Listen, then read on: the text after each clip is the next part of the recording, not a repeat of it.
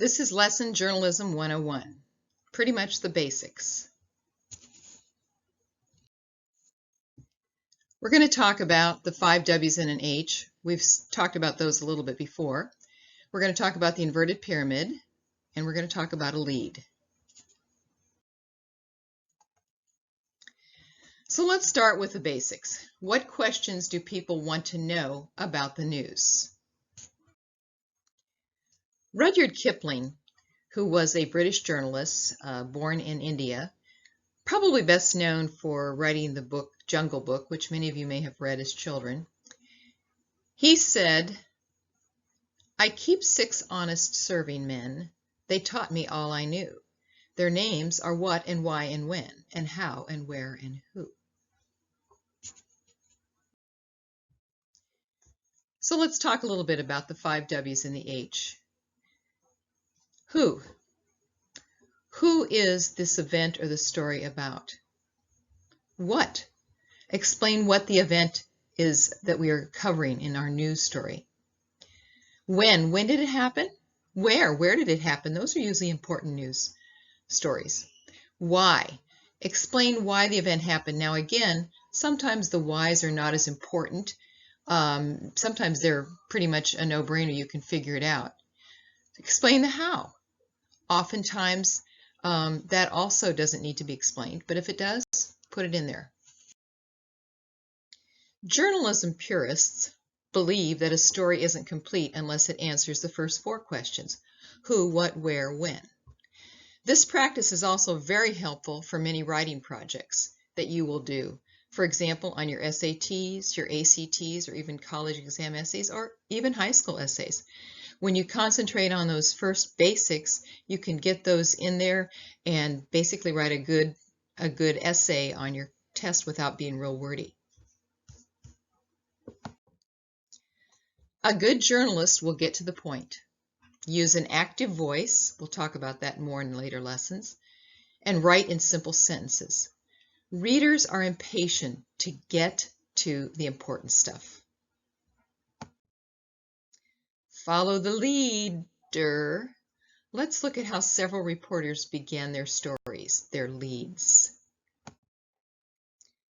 Thousands of people on Kodiak Island and the Alaska Peninsula fled to high ground Monday after a strong earthquake prompted a tsunami warning, but only a small sea wave materialized.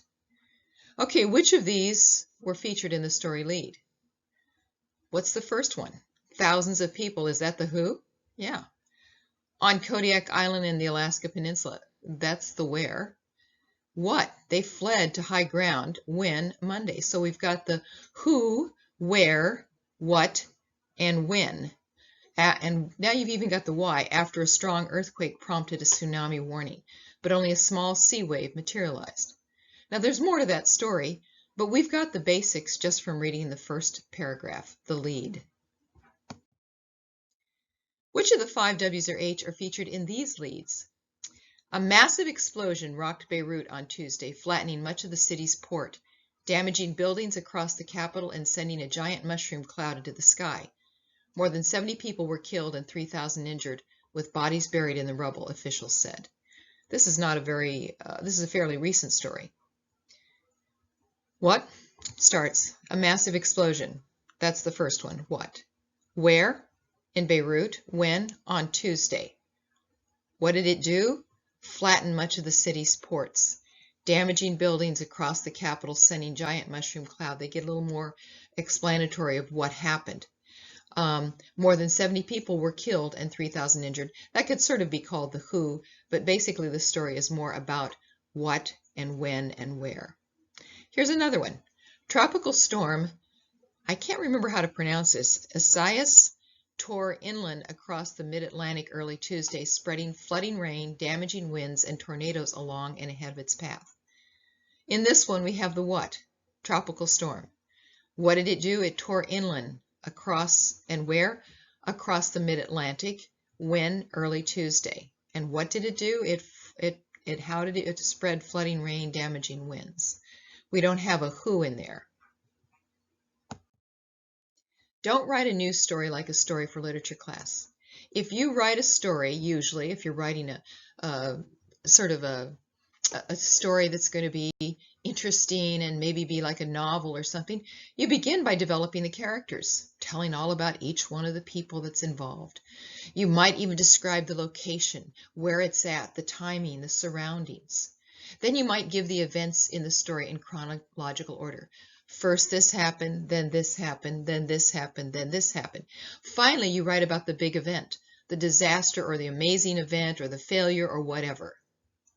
You save the big stuff for last. That's how reporters actually wrote 150 to 200 years ago as well, but not anymore.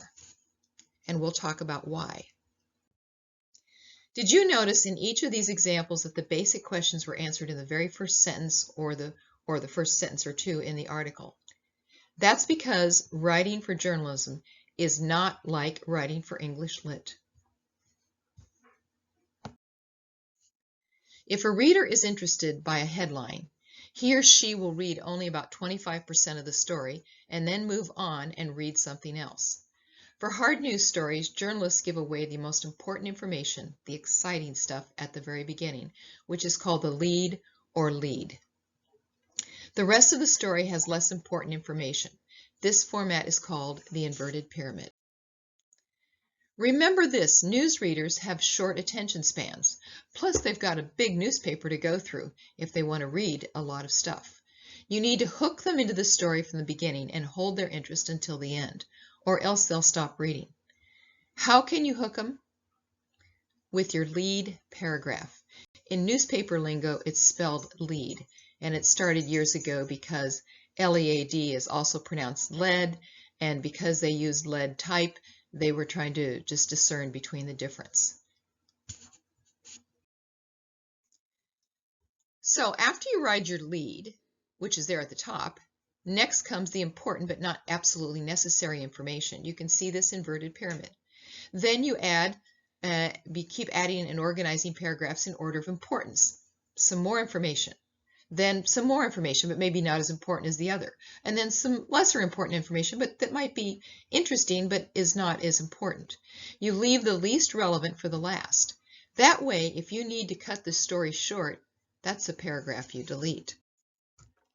So let's look at the first 3 paragraphs of a 30-paragraph article in the Baltimore Sun. Yes, this was on August 4th, 2020, and it was 30 paragraphs. We're going to look at the first 4.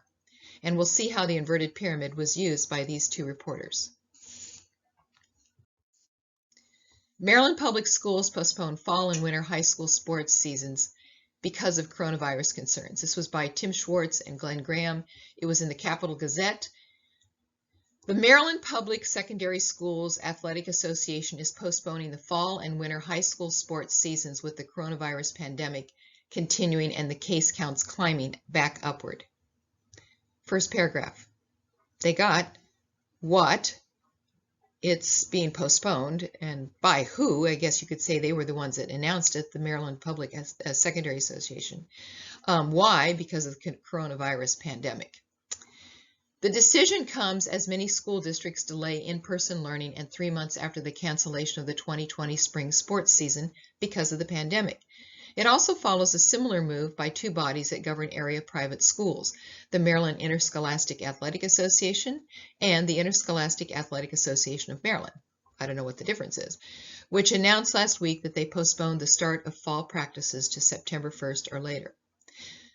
Next paragraph. The health and safety of student participants, coaches, and officials is a primary concern for the return of interscholastic athletics and activities. This is a quote from somebody in the MPSSAA news group.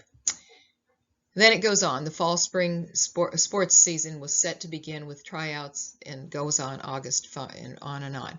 There's 26 more paragraphs. Many of those are really quotes from other people that have something to say about this. You notice that I would probably, if I picked up the paper, I'd probably read the first paragraph, maybe go to the second, but for the most part, I'm not going to read the whole article, not all 30 paragraphs.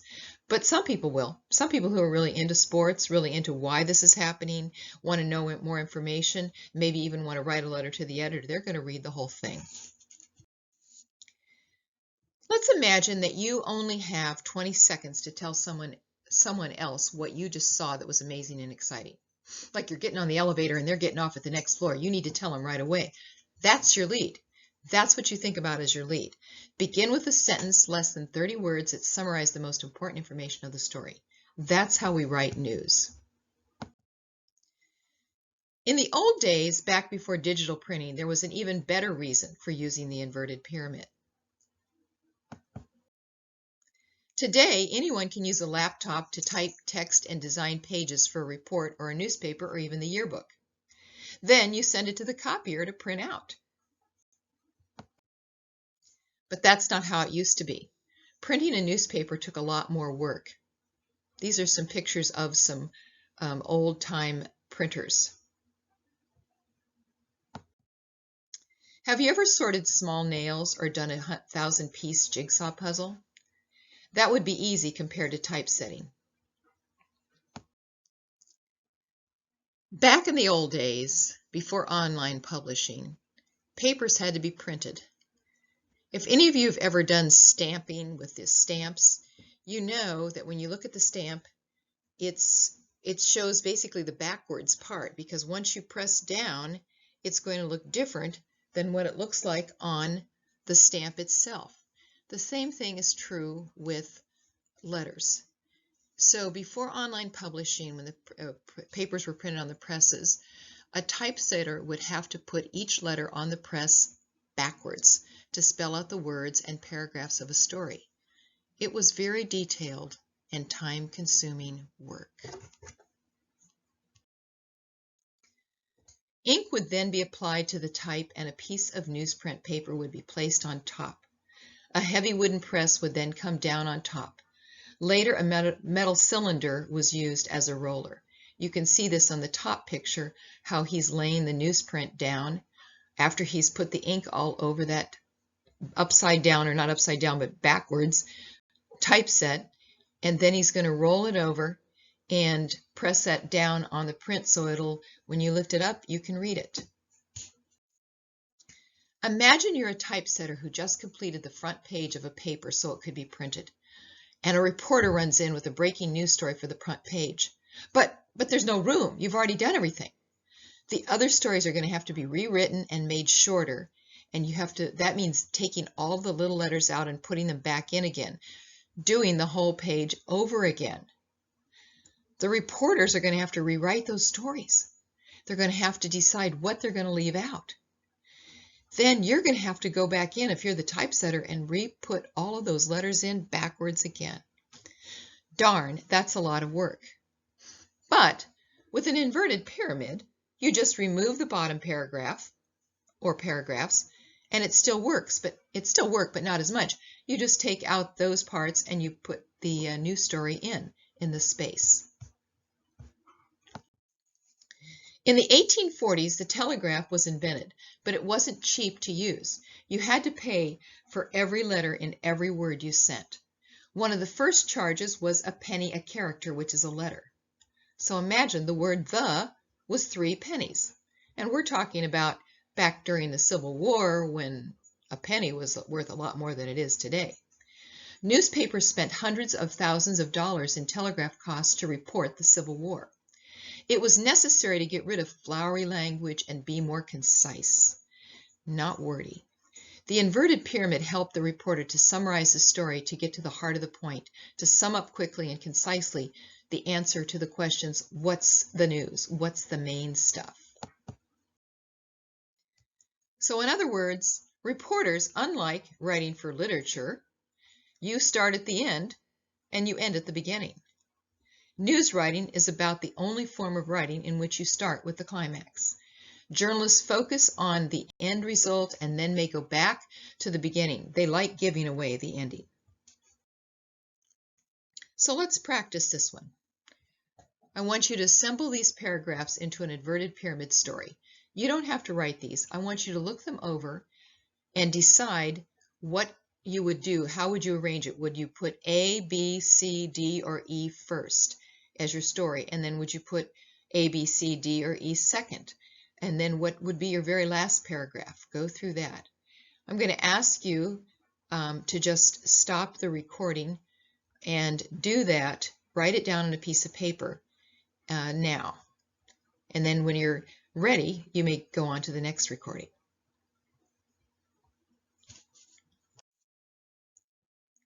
This is how it ran.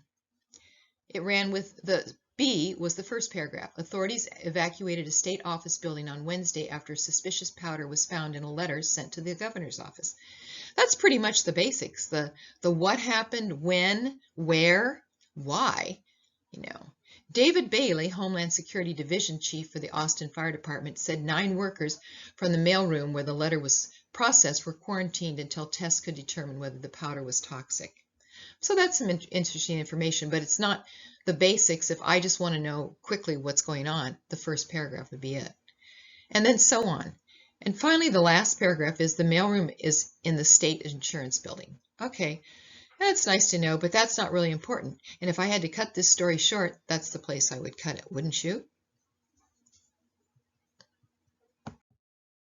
So let's report on this breaking news. The true story of the 3 little pigs. I suppose you all remember this story from your childhood. A very famous fairy tale. Who was involved?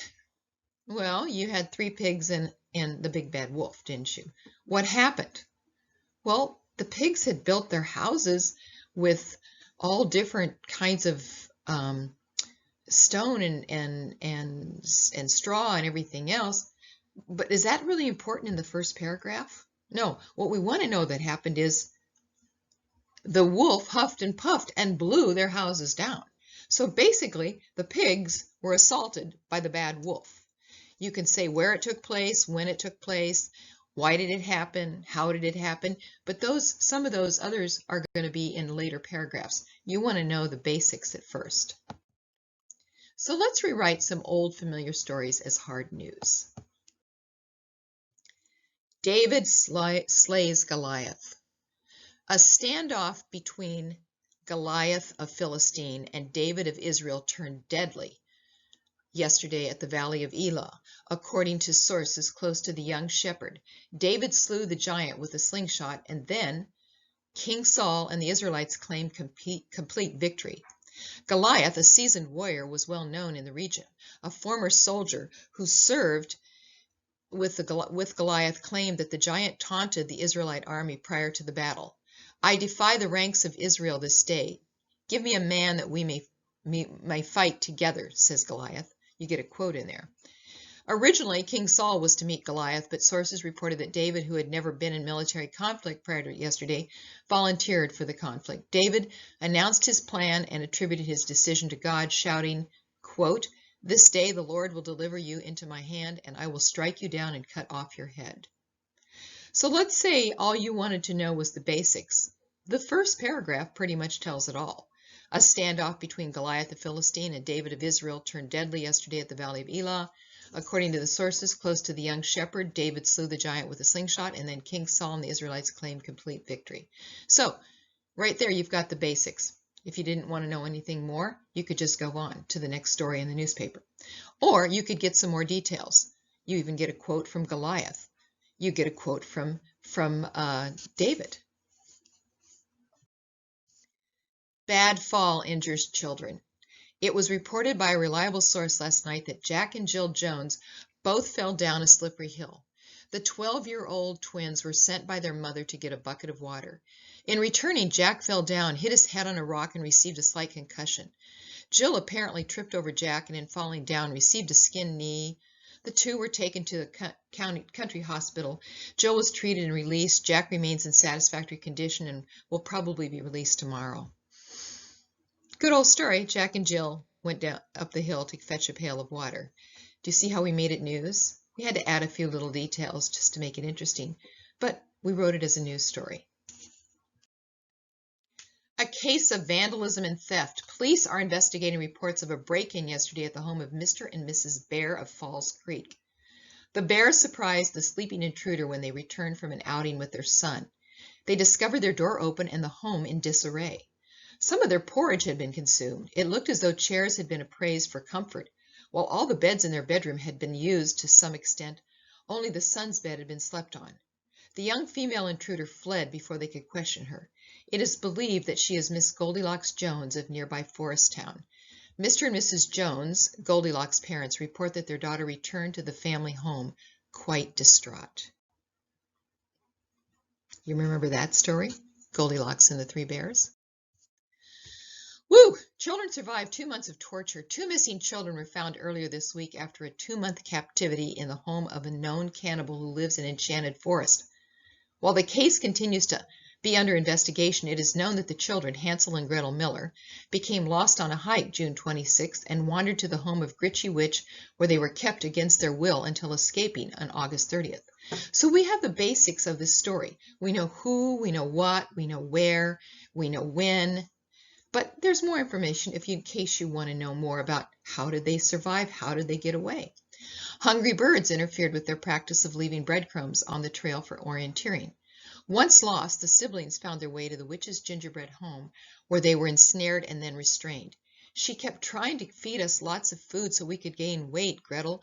Gretel was afraid she was going to eat us when we got fat. That's a quote from Hansel, told police. He was able to pick a lock and escape with his sister last week. A family of hikers found them wandering in the woods and delivered them to the local police. Now it's your turn. Pick either a fairy tale or a Bible story. Write a news story using the facts you know using an inverted pyramid. You may add facts or names in order to make it interesting, as we did. That's your assignment for next period. Don't forget who, why, where, what, how, when.